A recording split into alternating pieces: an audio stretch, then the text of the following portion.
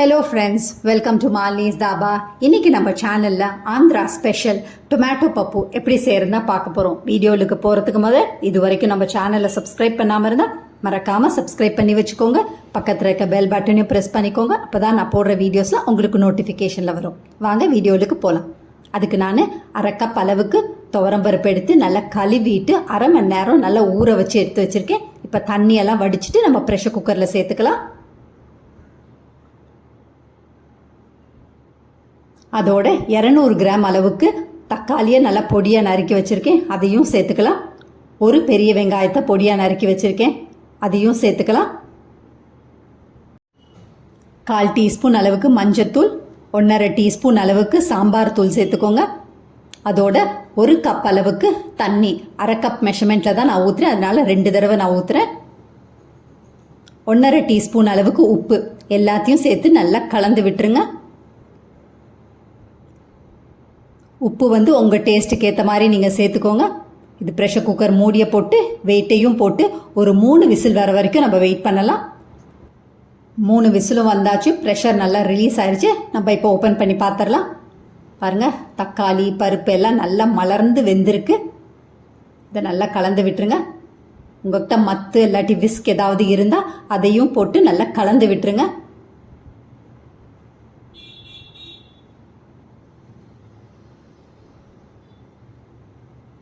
இதில் அரை கப் அளவுக்கு நான் புளி தண்ணி சேர்க்குறேன். அதோட அரை கப் அளவுக்கு தண்ணி சேர்த்துக்கோங்க. உங்களுக்கு 1 கப் அளவுக்கு தண்ணி சேர்க்கலாம். நீங்கள் கொஞ்சமாக தண்ணியாக வேணும்னா நீங்கள் 1 கப்லேருந்து 1.5 கப் வரைக்கும் தண்ணி சேர்த்துக்கோங்க. எனக்கு கொஞ்சம் திக்காக வேணும்னால நான் அரை கப் அளவுக்கு தண்ணி எனக்கு சரியாக இருக்கும். இது அப்படியே ஒரு பக்கம் நல்லா கொதிக்கட்டும். இதுக்கு ஒரு தாளிப்பொண்ணு கொடுத்துடலாம். அதுக்கு ஒரு பேன் வச்சுருக்கேன் அடுப்பில். இதில் 2 டேபிள் ஸ்பூன் அளவுக்கு எண்ணெய் சேர்த்துக்கோங்க. எண்ணெய் நல்லா சூடானோன்னு 5 பெரிய சைஸ் வெள்ளை பூண்டை நல்லா தட்டி போட்டு வச்சுருக்கேன், அதையும் போட்டு பொன் நிறம் ஆகிற வரைக்கும் நல்லா வறுத்து எடுத்துக்கோங்க.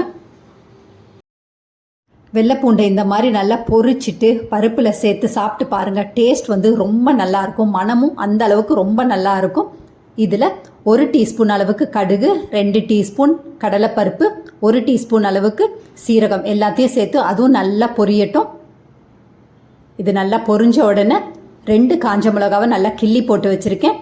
அதோட 2 பச்சை மிளகாவையும் கிள்ளி போட்டு வச்சுருக்கேன். கொஞ்சமாக கருவேப்பிலை எல்லாத்தையும் நல்லா வதக்கி விட்டுருங்க.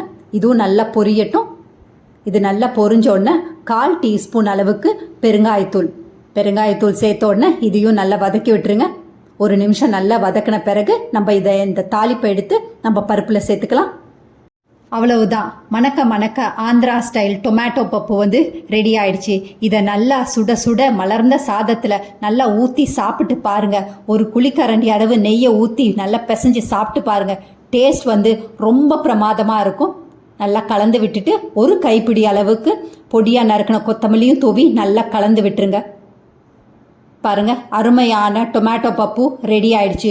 இதே மாதிரி அளவுகளோட நீங்களும் செஞ்சு பார்த்துட்டு மறக்காமல் நம்ம சேனலுக்கு கமெண்ட் போட்டுருங்க, லைக் பண்ணுங்கள், ஷேர் பண்ணுங்கள், சேவ் பண்ணி வச்சுக்கோங்க. இந்த மாதிரி ரெசிபிஸ் வேணும்னா நம்ம சேனலை சப்ஸ்கிரைப் பண்ணி வச்சுக்கோங்க. தேங்க்ஸ் ஃபார் வாட்சிங் ஃப்ரெண்ட்ஸ்.